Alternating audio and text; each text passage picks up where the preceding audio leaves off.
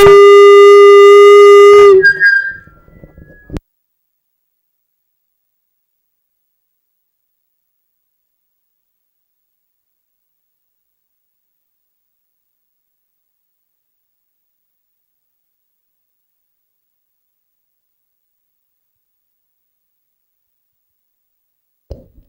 Krishna.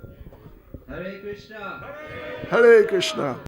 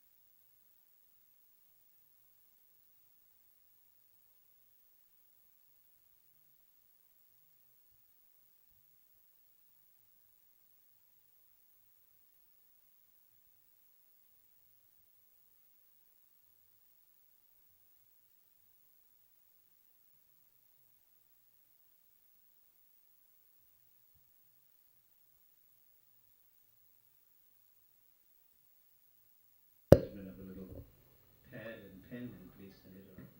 Now let us again give a nice rousing welcome to His Holiness Bhakti Chaitanya Swami Maharaj.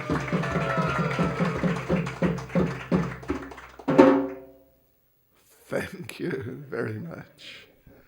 Thank you too much. Yes. And this is Professor, by the way, this is Professor Smita Krishna here, actually. I kid you not. It's true. Well, I'm really happy to be here in the house of Rishi and family, with the relatives, brothers and sisters. It's just great. And this is a wonderful facility here. It's just ideal. We could establish a temple here at ISKCON Unit 11. Why not? We used to, back in the, 80s, we had a house just on the main road that's coming up from the shopping center, comes up. And to come here, we turned left and then came down. So we were renting a place just across the road from where this road here turns off, the main road. We were there for some years. I used to go every Monday, or at least every week, to visit our devotees who are staying there. So yeah, ISKCON Unit 11, chats. Yeah, it's great. And devotees and friends, I was asked actually to address a particular subject, which, if one really thinks about it, it's actually a very deep subject. It might even be a little too deep for some who may not be so experienced with Krishna consciousness, but we'll try and keep it simple and to the point. The title is, Professor, what's the title? Okay. The person Bhagavat and the book Bhagavat. Right.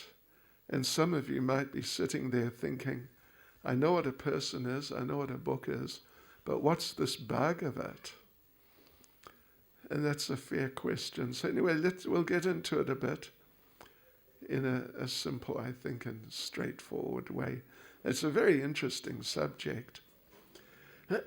So I'm going to read a couple of verses from the Bhagavat, the book Bhagavat.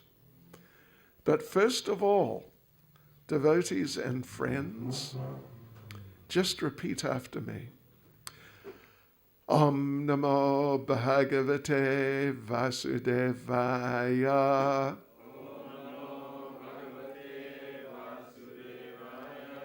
Om Namo Bhagavate Vasudevaya.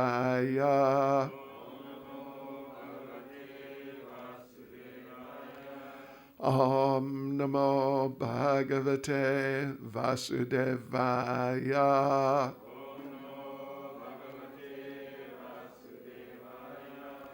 So the book Bhagavat it's just a sort of, it's a term that can be used just in and of itself, but generally the book Bhagavat is a book which is called, the full name is Srimad Bhagavatam. Anyway, we'll explain these things as we go. But first of all, I'll read, I think it's going to be 3 verses from Srimad Bhagavatam, beginning with the first canto, chapter 2, which is titled, the chapter title is Divinity and Divine Service. And we'll begin by reading verse 16, and then we'll also read 17 and 18. They're like a package. They step by step develop, each one develops the message of the one before. Okay, so 16, verse 16. Shushrusho Shradadhanasya Vasudeva Kataruchi Syan Mahatsevaya Vipra Punyatirtha Nishevanat. And the translation there is, O twice born sages, by serving those devotees who are completely freed from all vice, great service is done. By such service, one gains affinity for hearing the messages of Vasudeva. So first of all, let me just explain very briefly what this verse is saying. The first point is, and it's a really important point, is that people want to get the mercy of God. Of course, there are atheists who don't really care about God, but, when things get difficult enough, even the atheists turn to God. There's a saying from, I think, either the First or Second World War, you never find an atheist in a foxhole. A foxhole means when a bomb has dropped and exploded on the ground, it makes a hole. That's a foxhole. So you never find an atheist in a foxhole on the battlefield where people are just shooting at you and gosh, you could be finished in a second. So you never find an atheist in a place like that. Even though a person may have professed atheism, But when the going gets tough enough, even the atheists become theists. So that's an important point, that generally people want the mercy of God, and therefore there's so many religions. Yes, there's so many religions, and they're just different ways of approaching the same person. And it's interesting. It's interesting that all those different religions with their books, the Quran, the Bible, we have Bhagavad Gita, we have the Bhagavat, Srimad Bhagavatam. They're all talking about the same person, but they're talking about the same person, God, in somewhat different ways. Somewhat different. Not too much different, but there are differences. And sometimes people wonder, how can that be? But the thing is this, when it comes to this, the fact that there are these different traditions, all apparently focused on the same person, God. So a way of understanding it or getting a kind of a perspective on it is that if you have a person, just anyone, let's talk about Rishi. Whoa, there he is. Yes, with his tilak on and his neck beads, he looks good. So Rishi, he knows many people. He has, at work, he has his boss. And if you ask his boss, describe Rishi, I mean, not just the way he looks, but who is he as a person? The boss will describe in some way in relation to the work. I'm sure he'll say he's a good worker. He's really tops, and he's very punctual and on top of things. So that man can give a description. But then if you ask his son, Ravindra Swarup Prabhu, our singer, our lead singer, who's your father? Tell us about your father.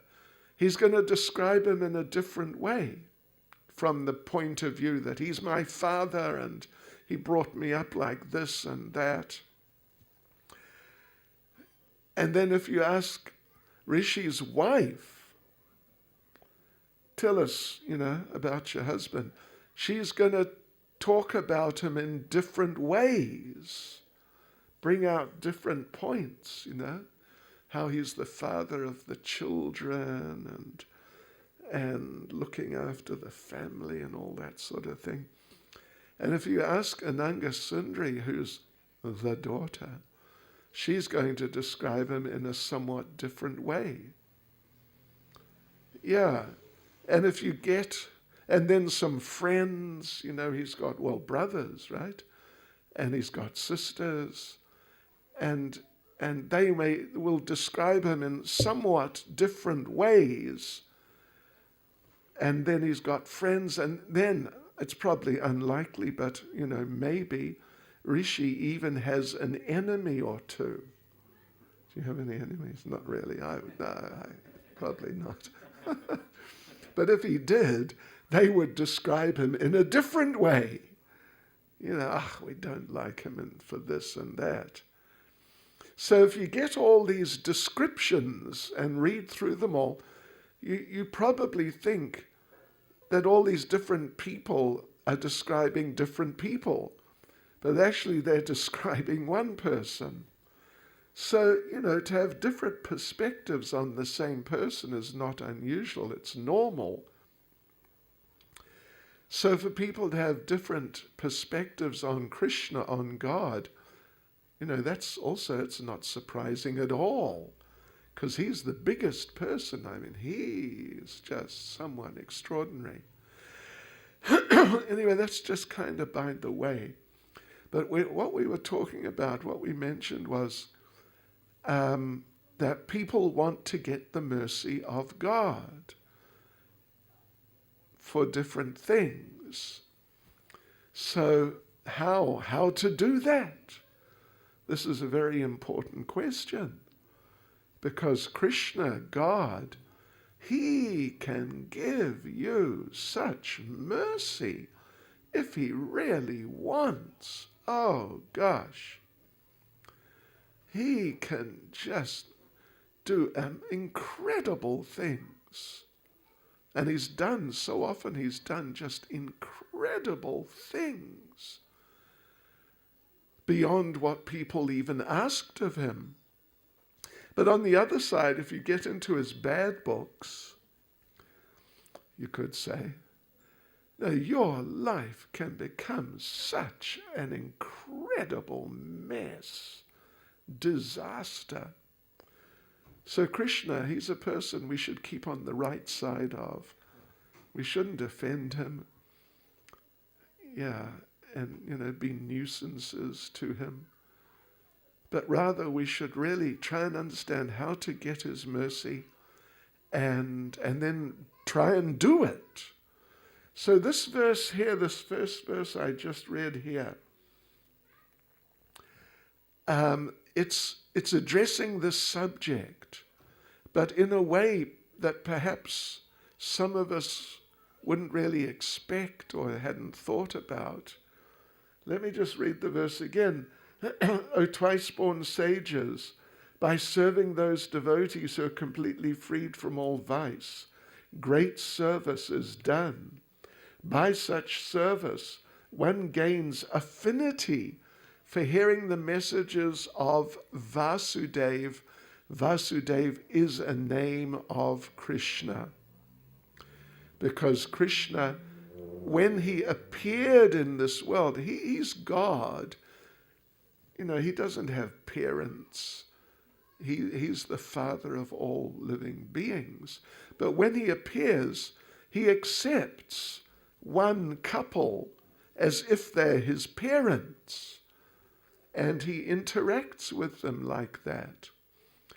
So when Krishna was here, He appeared, or took birth, we say appeared, in the prison house of King Kamsa, but His father was Vasudev. On the surface apparently. His father was Vasudev, his mother was Devaki, and there's a tradition in India that in some cases, not all, but definitely in some, that when a boy is the son of some gentleman, then it is sometimes the practice to give the same name as the father, but changing it very slightly. So Krishna's father is Vasudev. Vasudev, a short A, Vasudev. And therefore his name in relation to his father is Vasudev with a long A. Vasudev is the son of Vasudev.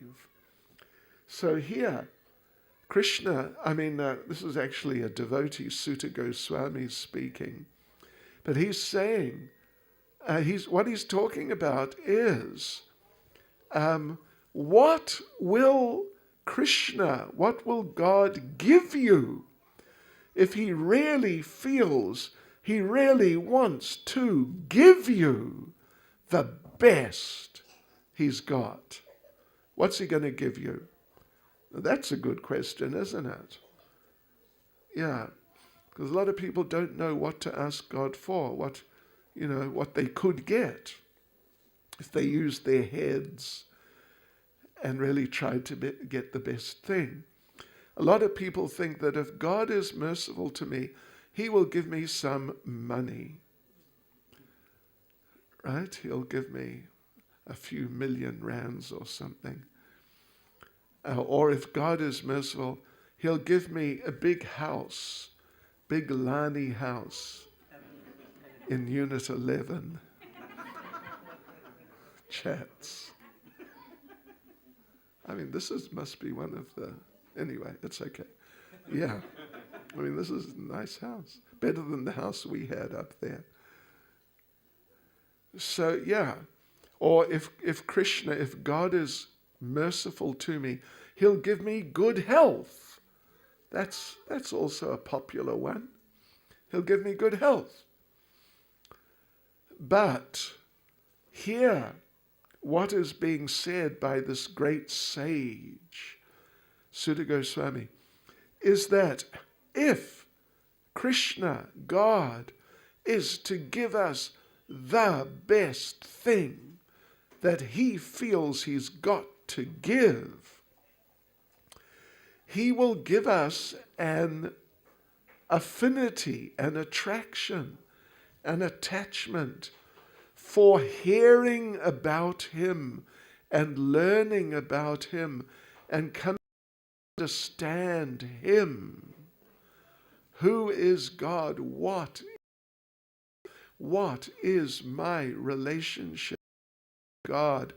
How to awaken relationship and develop my relationship with God. According to Krishna, this is the best thing He's got to give. Because, even if He gives you, say, 1 billion rands, for argument's sake, or 10 billion even rands, it's not really so much. When I first came to South Africa, that was January 1980, 1 rand was worth $1.33.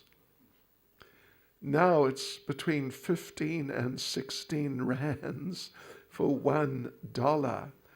It means the rand is now worth, a 15th or even a 20th of what it was. And yeah, so even if you get a lot of money, it loses value. It loses value. And what can you get with it? You get a big Lani car, big Mercedes-Benz, one of the black ones, with the black windows. You know what I mean?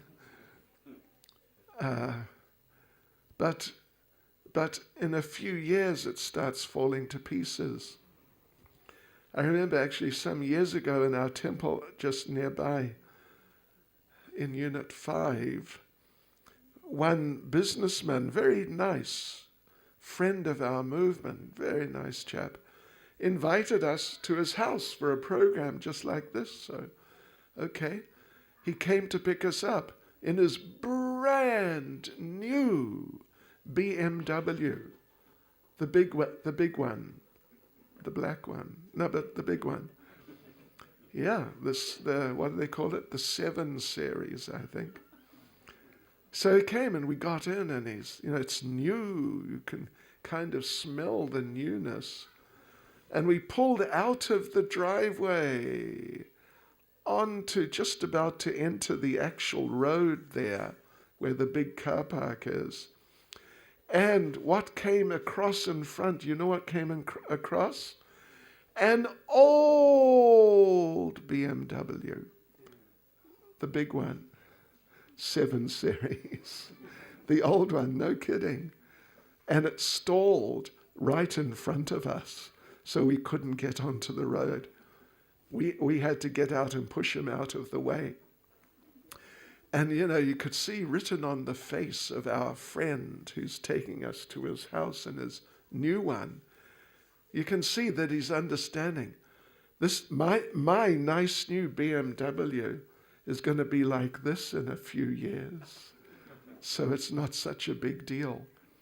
That's why they call BMW. They say, BMW, what does it stand for? Big money wasted.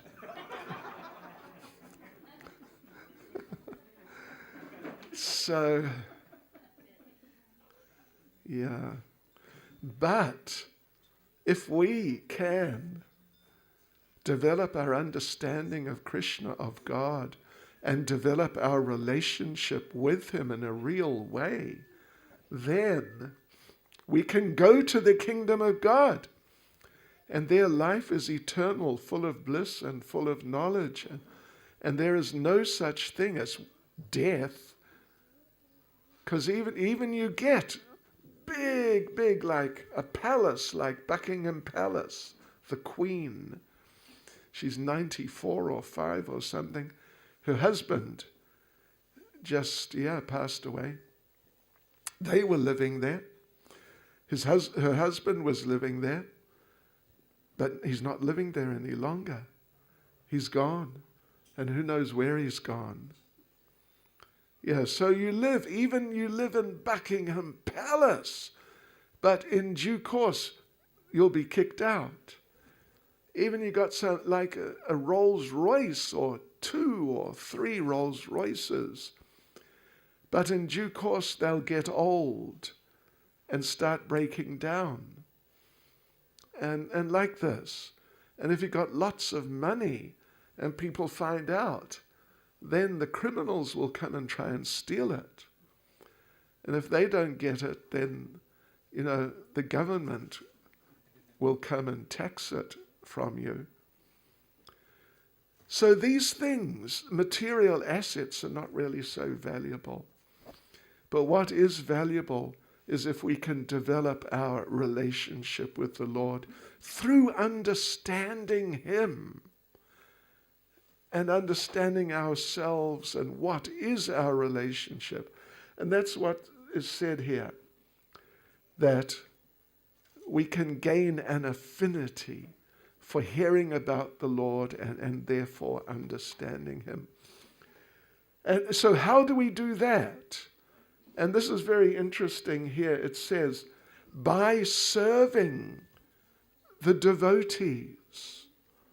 By serving the devotees, one gains an affinity for hearing about the Lord. By serving the devotees.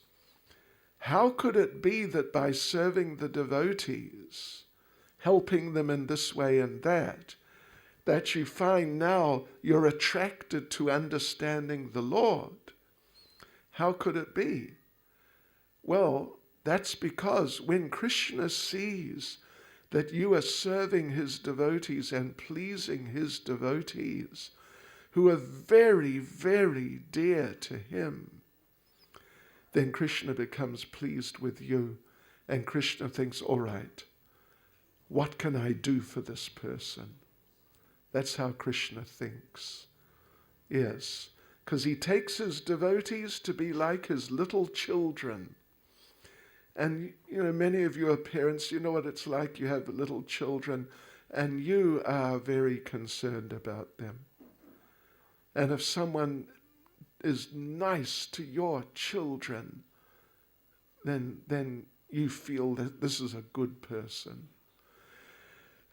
So Krishna's like that. When he sees that someone is trying to help his devotees, then it's okay. They don't make these plastic chairs like they used to. When we were doing the tent campaign, and we did a tent campaign just up the road here, we used, from Bobby's, Bobby's tent hire. She passed away, unfortunately. We used wooden chairs.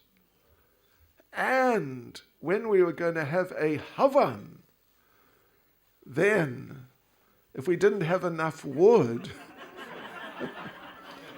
you just throw a few chairs in, and Mrs. Bobby would just write it off. Theft.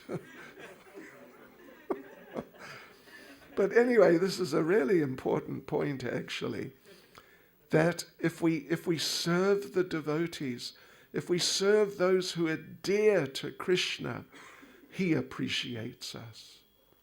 And when he appreciates us, he'll do anything for his devotee.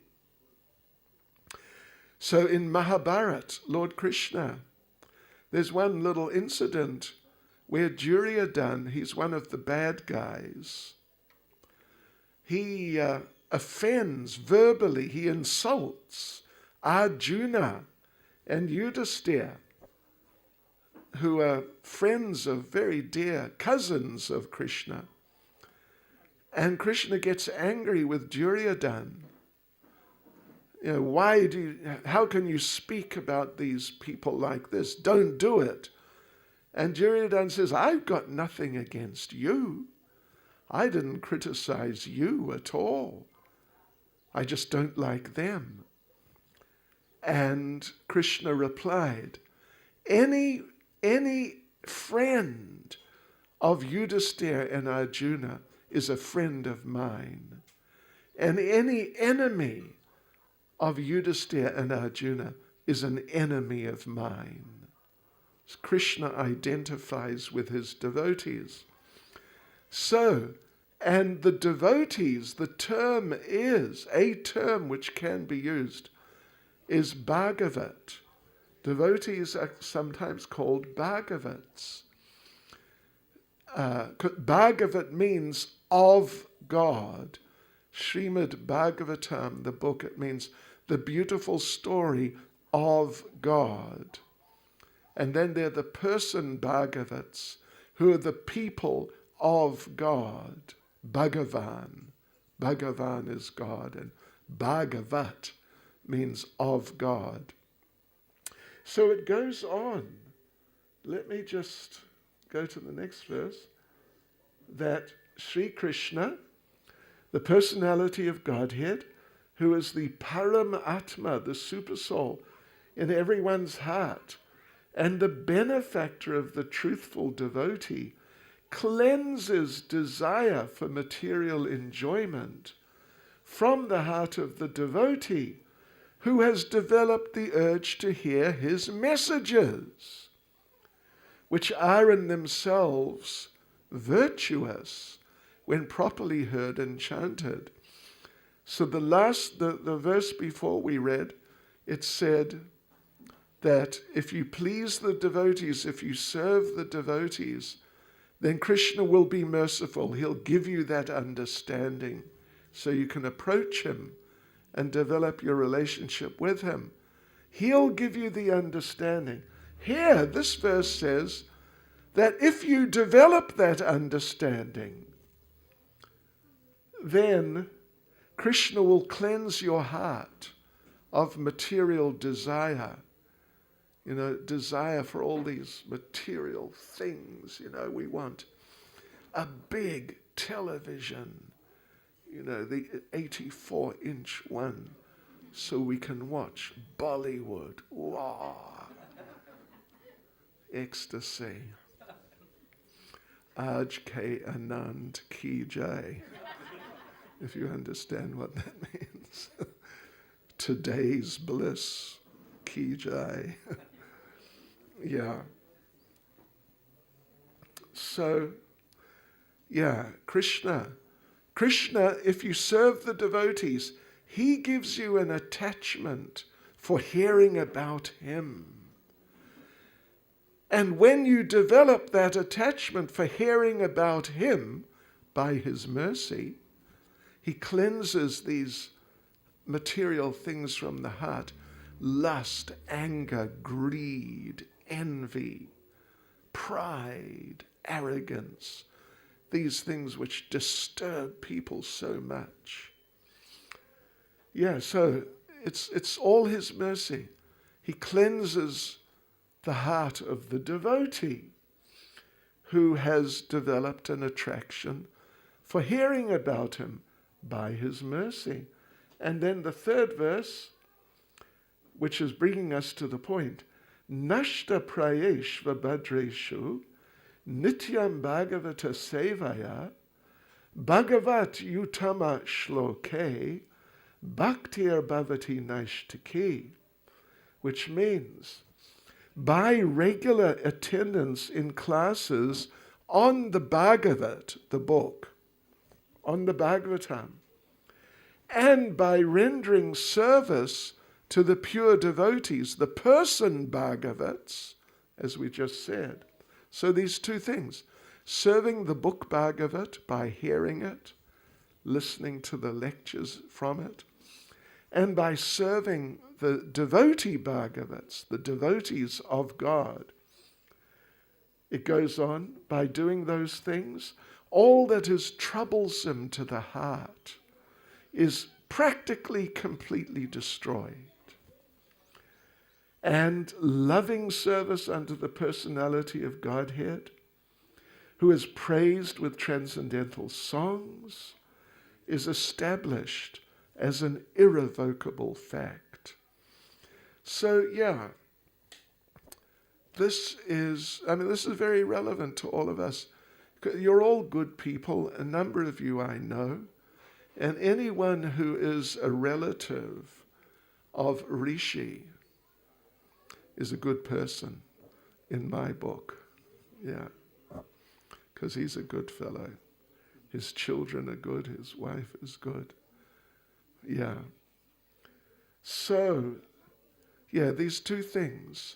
By hearing about the Lord from the book Bhagavat, and by serving the devotee Bhagavat, the devotee of God, then all these things which cause disturbance, the lust, the anger. Has anyone ever become happy by becoming angry? Gosh. Yeah, lust, anger, greed, envy, pride, arrogance.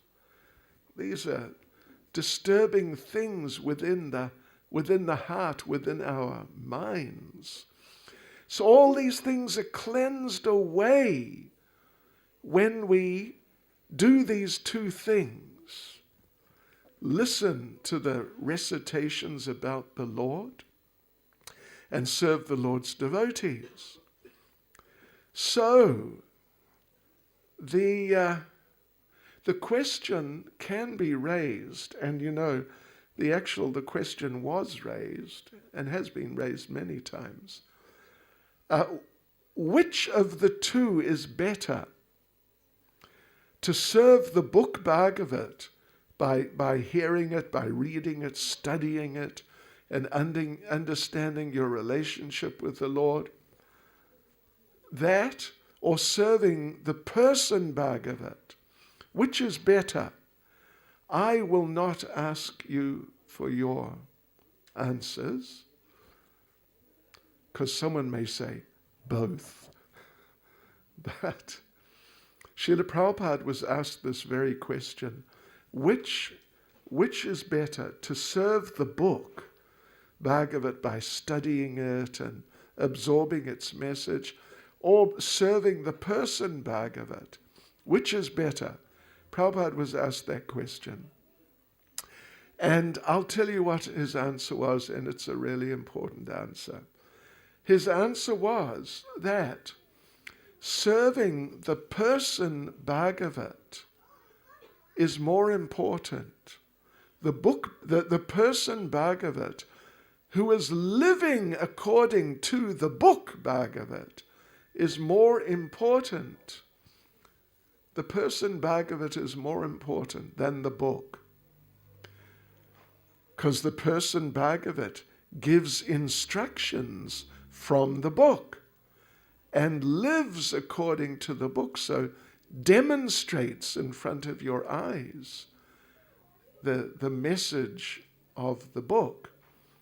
So Prabhupada said, yes, the person Bhagavat is more important because, Prabhupada said, the person Bhagavat can pull your ear.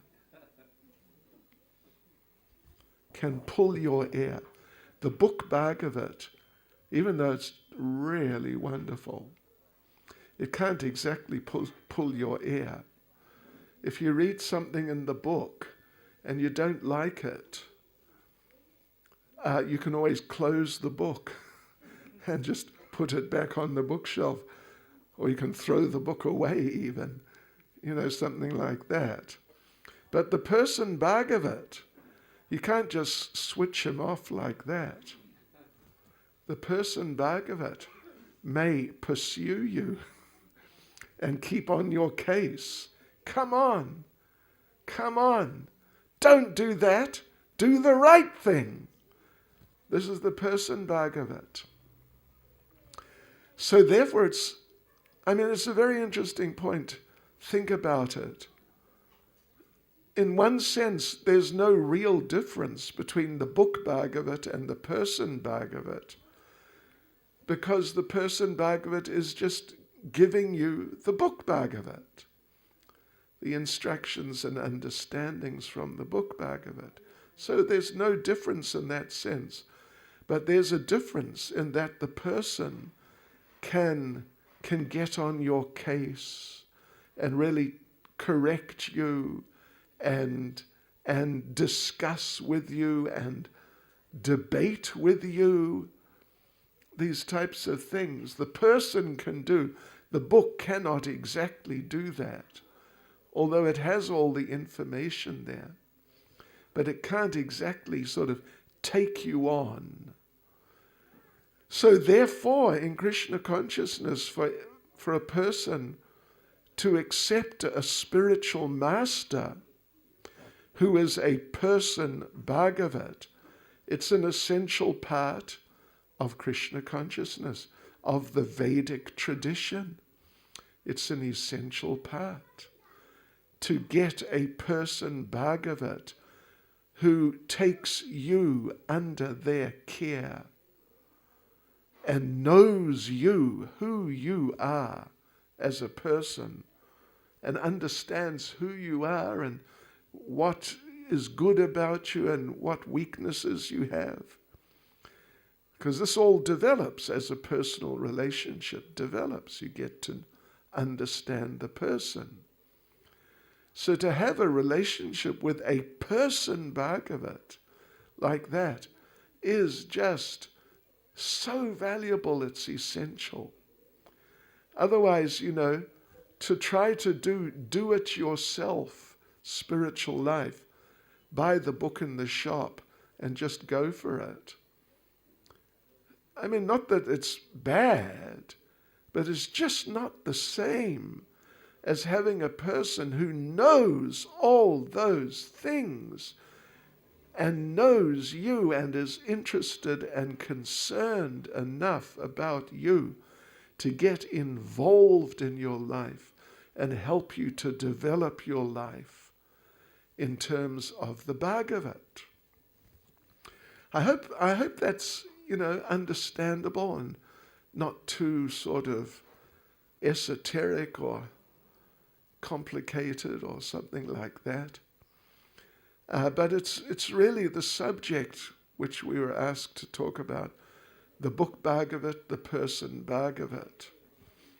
Yeah, essential parts of the life of anyone who's trying to develop their religion, really develop their religion, is to get the shelter of a person Bhagavat who can instruct you on the message of the book Bhagavat, of the Vedic literatures.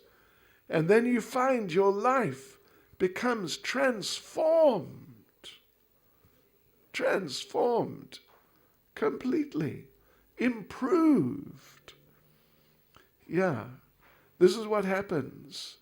This is what happens when we become serious about Krishna consciousness, about following Dharma.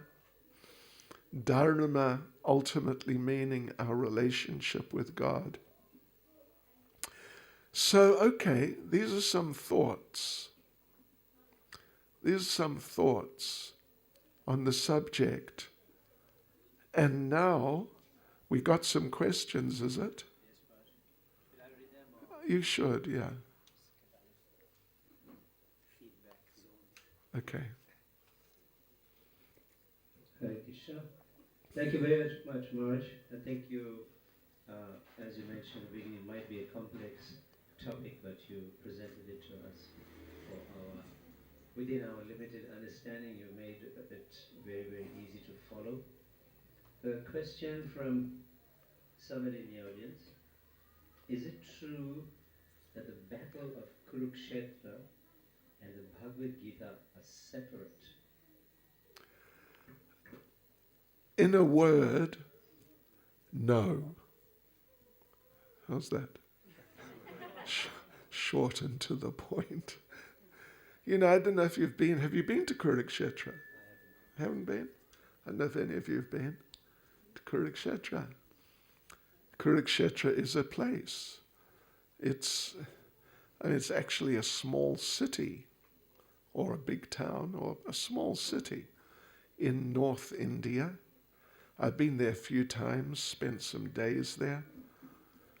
Jyotisar, the place where Krishna spoke Bhagavad Gita, the place is still there. Yeah, so, you know, sometimes people who want to present themselves as being knowledgeable and like that, they try to interpret things which are in Scripture. And this is one of the things that they sometimes try to interpret. They try to say, some of them, I mean, not everyone, but some say that Kurukshetra does not mean like a place. Kurukshetra represents the body. And Arjuna is not, you know, this warrior who was meant to fight in the battle of Kurukshetra, but Arjuna is like us, confused about life, what to do. And so it's just sort of, what would you say, allegorical or something like that. But no, Kurukshetra is a place and it's still there 5,000 years later. So, yeah, and Kurukshetra, you know, you should see Kurukshetra, it's interesting. It's a big, flat area for kilometers. It's just flat. The ideal place for a battle. Yeah, it's flat. So, yeah, it's just somebody's speculation. They're trying to interpret Kurukshetra is something other than the place. And who was it? Oh, Bhagavad Gita is just, you know, a creation from another time and another place. How do they know? They were not there. They're not in a position to say. So no, we accept things which are coming in Scripture, as we say, as they are, as it is. Yatha rupam in Hindi. Yatha rupam means the form, the actual form, that form. So, yeah, it's a misunderstanding to think that, you know, there was the battle of Kurukshetra and Bhagavad Gita just was not there and it was just something else from a different place or a different time. It's just, you know, Bhagavad Gita is a historical account. Krishna speaking to Arjuna on the actual battlefield and Arjuna being perplexed and Krishna sorting things out for him. Is that okay? Thank you. Thank you, Maharaj. Thank you, Maharaj. There's a question when you were speaking about the accumulation of material property, wealth, etc. So this is a question. Krishna Maharaj, if I get a lot of money, I will use it for preaching. May I desire this? Please explain. You may desire that. Yes. Everything belongs to God, so everything should be used in His service, not just in our service. Yeah. So material life, the difference between material life and spiritual life is that in material life, people are trying to get things and do things for themselves, for their own pleasure. Whereas spiritual life means We're trying to do things and use things for the pleasure of the Lord, who is the proprietor of everything. He owns everything. And he just lets us use certain things for some years while we're living. And then when we die, it's all repossessed. It goes back to him. Yeah, so, just as an example, sometimes we give the example, a thief comes and steals your television. And now he's running down the road with the television, escaping. I mean, what's on TV these days is so bad. Maybe he's doing you a favor, actually, by stealing your TV. But anyway, still, it's your TV. And the police come and stop him.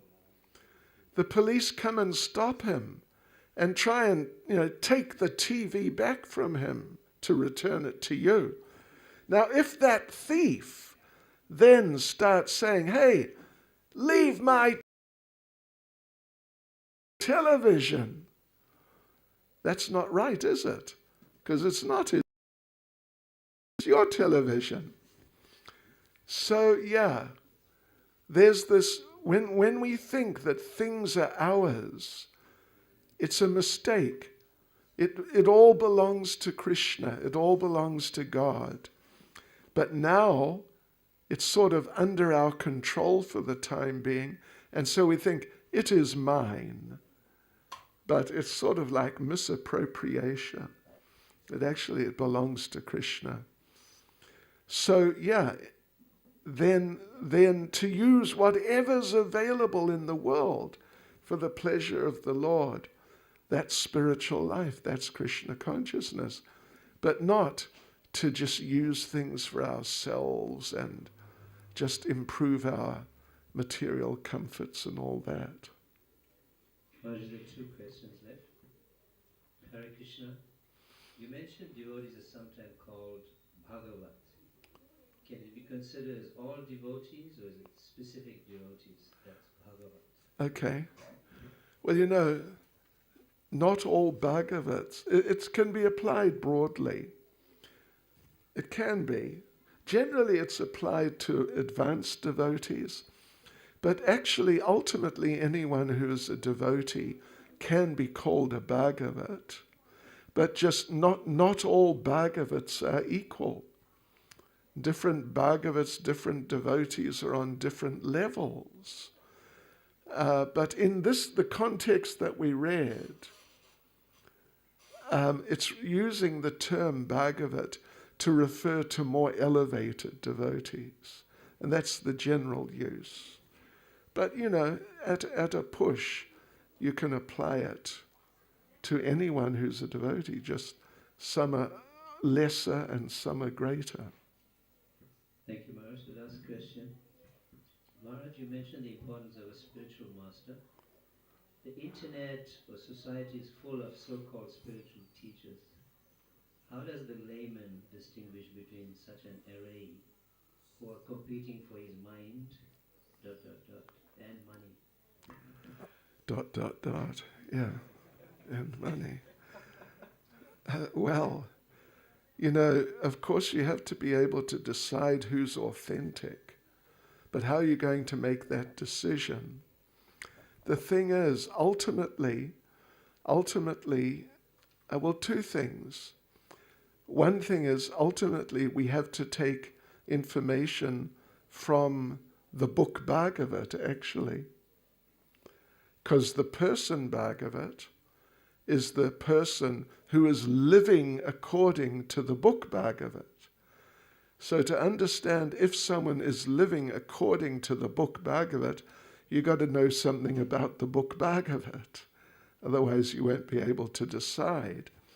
So that's why Prabhupada had us distribute books, millions and millions and millions of books, hundreds of millions, because, and just to everybody and anybody who's willing to take a book, because then the people have a chance of beginning to develop some. And then as they develop that understanding, then they'll be able to really guide me and help me in ways. Yeah, so, but then there's another factor, is that if someone is sincere, well, depending on sincerity, put it that way, how sincere they're. But if someone is really, Krishna within the heart will also help them to understand. Yeah. So these two things, studying the book, authentic books, and being sincere, studying in a mood of sincerity, then the person, by the grace of the Lord, is going to be able to understand that, not this way, I must go that way. Yeah. I mean, this is sort of a subtlety, but Srila Prabhupada made the point that just in life in general, people get sick, and when you get sick, you need a doctor. How are you going to choose the doctor? There's so many. Now there's all sorts of Ayurvedic and herbal and crystals and gosh, and swinging a pendulum or looking at the tea leaves in the bottom of a cup of tea. You heard about that? Yeah, so how are you going to choose? So, but anyway, about a doctor, Prabhupada said, if you want to choose a doctor, and there are many doctors available, and you want to choose the best one, then ideally what you should do is look at the people who the different doctors are treating. And you'll see that some doctor, the sick people are going and they're coming out healthy. Then you know this is a good doctor. And in some cases, the sick people are coming and they're going out sick still.